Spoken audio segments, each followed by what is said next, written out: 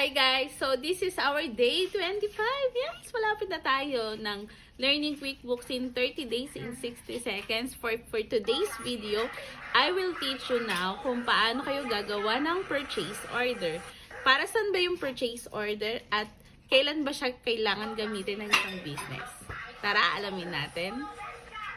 Hi guys! So bago natin alamin kung paano magke-create ka ng PO, is aalamin muna natin para saan nga ba yung purchase order. So, bibigyan kita ng acronym. Ang taray. MIMI. Like me, MIMI. M is para masubaybayan mo kung ano yung mga serbisyo at produkto na binibili mo dun sa vendor. I is para maiwasan ang kalituhan sa iyong vendor at mas clear yung detalye ng order mo. M is mas madali mong i-manage ang iyong inventory at expenses.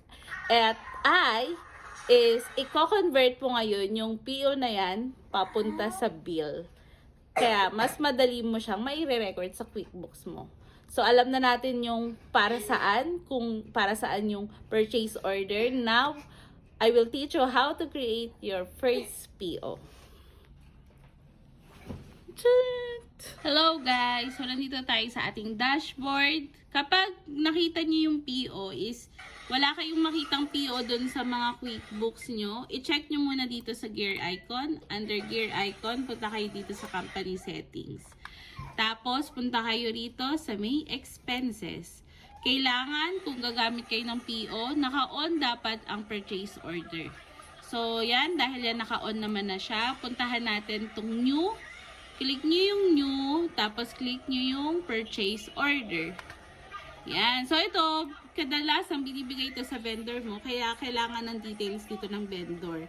Mas maganda, meron na rin siyang email para diretso na sa inbox niya yung mga orders mo. Tapos dito, ilalagay naman natin yung mailing address niya, kung saan isi-ship, kung magkaiba yung shipping nila, so iba yung lalagay mo ritong shipping address. And then, dito, lalagay mo naman yung kung anong date ng purchase order mo, yan. Tapos, ship via kung meron kang nire-request, kunyari, dito sa Pilipinas, lala mo ba yan, LBC, blah, blah, blah, like, ganun. Tapos, category is kung ano yung orderin mo. Kunyari, mag-order tayo ng inventory. For today's example, kunyari, isa kang nagbebenta ng mga mirror. Bibili ka dun sa supplier mo ng 3x3 na mirror. Ayan. Tapos dito yung amount kung magkano. Ayan. Yung iba, naglalagay din sila ng mga quantity kung ilang piraso. Pero kailangan mo siya ring i-on.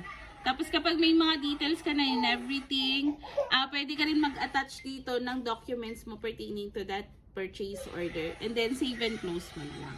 So, ganun lang kadali mag-create ng PO. So, alamin mo lahat ng mga details ng vendor mo. Tapos, kung ano yung way, kung paano mo siya babayaran. So, sa susunod na lesson, ituturo ko naman sa'yo kung paano natin i-convert yung purchase order into bill. Para hindi ka na mahirapan na mag-input ng paulit-ulit.